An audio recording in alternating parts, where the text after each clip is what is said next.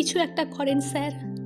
আজ 4 দিন হয়ে গেল আমার ছোট্ট মেয়েটা ওই নোংরা বারান্দায় পড়ে আছে। জুতার দোকানের সামান্য মাইনের কর্মচারী নিকুঞ্জ। তার আদরের মেয়ে মামনির কঠিন অসুখ, ডায়ালিসিস করতে হবে।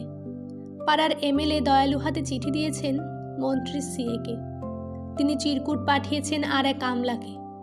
আমলা নোট পাঠিয়েছেন হাসপাতালের সুপারকে। কিন্তু গত কদিনে নিকুঞ্জের সমস্ত উদ্বেগ আর উৎকণ্ঠাকে তুচ্ছ করে সে নোট পৌঁছায়নি হাসপাতালে। নোট গেলে বিনা খরচে মামনির ডায়ালিসিস করা হবে। গরিব নিকুঞ্জ সারা দিন দোকানে মানুষের পায়ে জুতা পরায়। অন্যমনস্ক, কাজে ভুল হয়ে যায় বারবার। মালিক ধমক লাগায়। একটা নধর পায়ে জুতা পরাতে পরাতে নিকুঞ্জের ইচ্ছা হয় পয়সাওয়ালা খদ্দেরের পা দুটো চেপে ধরে বলে, স্যার, আমার একমাত্র মেয়ে পয়সার অভাবে হাসপাতালে নোংরা বারান্দায় একা পড়ে রয়েছে।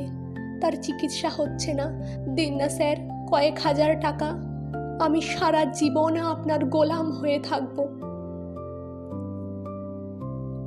2টোর সময় ছুটি নিয়ে কলকাতার ডাক সাইটে জ্যাম ডিঙিয়ে অসংখ্য মানুষের ভিড় এড়িয়ে নিকুঞ্জ রাইটার্সে পৌঁছায় হাঁপাতে হাঁপাতে।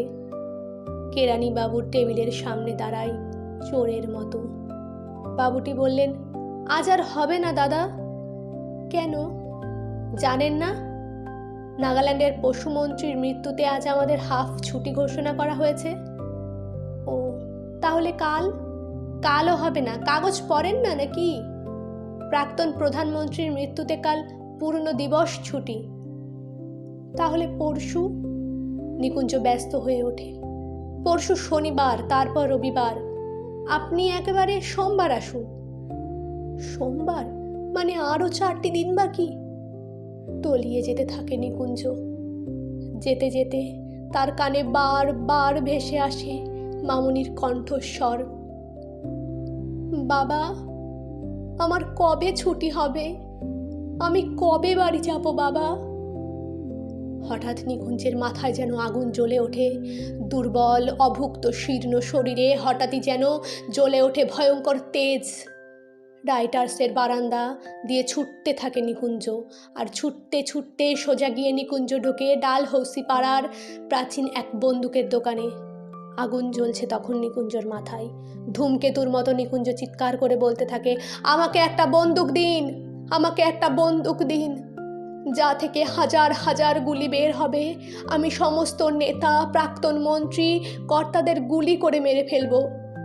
তারপর সারা দেশে একদিনই রাষ্ট্রীয় শোক, একদিনই ছুটি।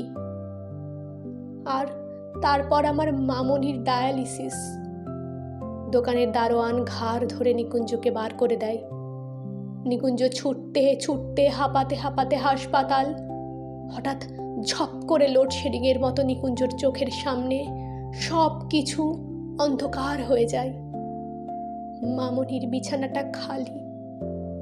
মামনি কোথায়? কোথায় আমার মামনি? অনেক রাতে ভাড়া করা ম্যাটাডোরে একটা খাটিয়ায় মামনিকে শুইয়ে দূর মফস্বলের বাড়ির পথ ধরে নিকুঞ্জ। সারাটা রাস্তা পূর্ণিমার চাঁদ আলো ধরল মামনির মুখে। এক আকাশ নক্ষত্র আর তারা আলো বিছিয়ে রাখল মামনির ঘরে ফেরার পথে। আর নিকুঞ্জ শুনতে পেল নক্ষত্র, চাঁদ, তারা সবাই বলছে, আমাদের ছুটি নেই নিকুঞ্জ, আমরা আলো জেলে রেখেছি। তোমার মামনির জন্য আমরা আলো জেলে রেখেছি। ভোরের আলো তখন সবে ফুটছে। ম্যাটাডোর ভ্যান এসে থামল নিকুঞ্জর ভাঙা বাড়ির দরজায়। নিকুঞ্জর বউ পাগলের মতো ছুটে এলো, এনেছো? আমার মেয়েকে এনেছো? পাথর হয়ে যাওয়া নিকুঞ্জ তুমুল কান্নায় ভেঙে পড়ে আর বারবার বলতে লাগলো, তোমার মামনির ছুটি হয়ে গেছে, তোমার মামনির ছুটি হয়ে গেছে।